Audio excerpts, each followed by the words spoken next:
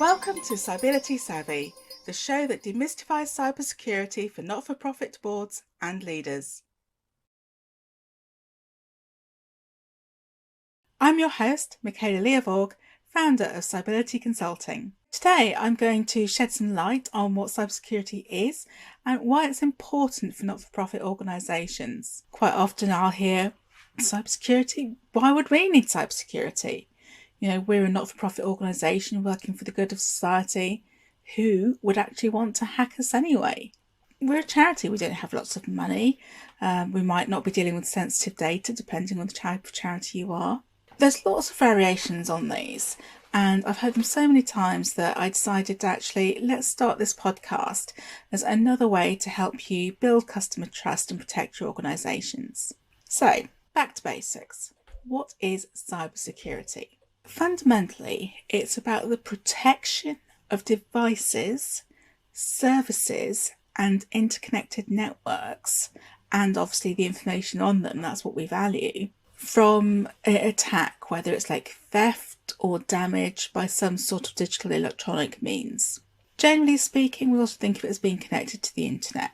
There is a difference between information security and cybersecurity. Information security is wider than cybersecurity in that it's looking at information in all its forms. So that might include on paper, a photograph in an album, microfiche, lots of other things other than just digital systems.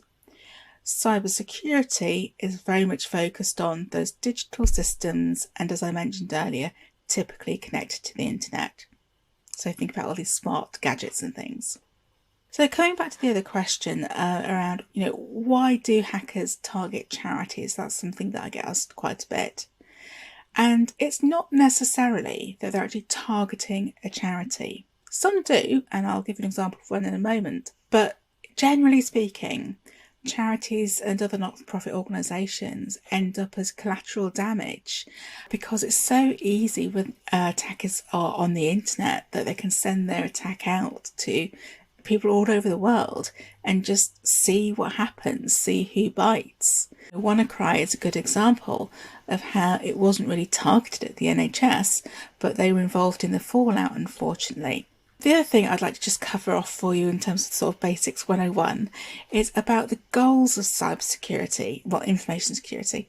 We have something called the CIA triad, and that's referring to confidentiality, which I imagine most of you associate with security anyway, about keeping things protected and to the only people who should have access to them.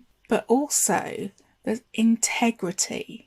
Now, this isn't about the integrity of the person, but integrity of the data. Is it accurate? Has it been changed by somebody who shouldn't have been able to change it? Think about, say, healthcare organisations where you might have infusion pumps, and if something was changed there, that could actually have a real physical harm impact on somebody. Then the other big one is availability. Now, generally speaking, most people forget about this being part of security, but making sure that your systems are actually up and available at the time that you need them is absolutely a fundamental part of security. And many of you, especially the large organisations, will have your own IT departments who very much focus on, the uptime of their systems. So when I think about the people who might attack an organisation, and let's just think for a moment about the people externally. What harm can they actually do to an organisation? There's quite a few examples, and I remember there was one where at the British Pregnancy Advisory Service, they were hacked by a 27-year-old who was anti-abortion. So he's what we class as a hacktivist. And unfortunately, they were actually fined £200,000 by the Information Commissioner's Office because it was deemed that they hadn't protected the information well enough. Now, it's a bit difficult because certainly as a charity you might also think, well, they're the victim here. But the rules are as they are, and in this case, the ICO felt that they could have done more. So think about it. Are you doing enough? What is enough? That's something we can come on to in another podcast episode. Then there's a nice example of, well, not nice, it was rather awful actually.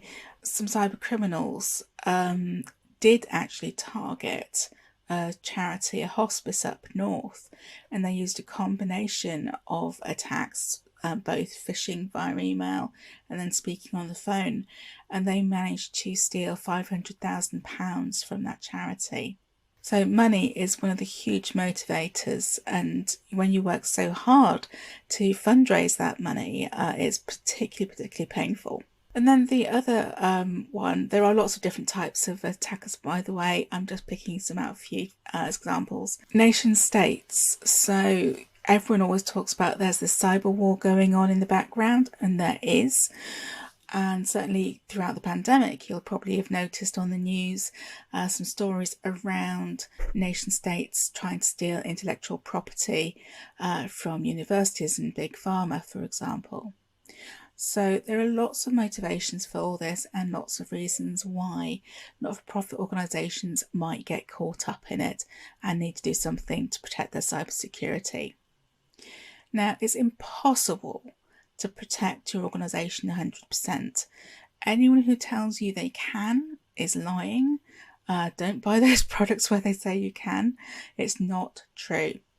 What you can do is make yourself a harder target than the next organisation. Now, smaller organisations actually have an advantage here because you probably have fewer systems, fewer people, and a lot less complexity than the large organisations, which means it's easier for you to secure them.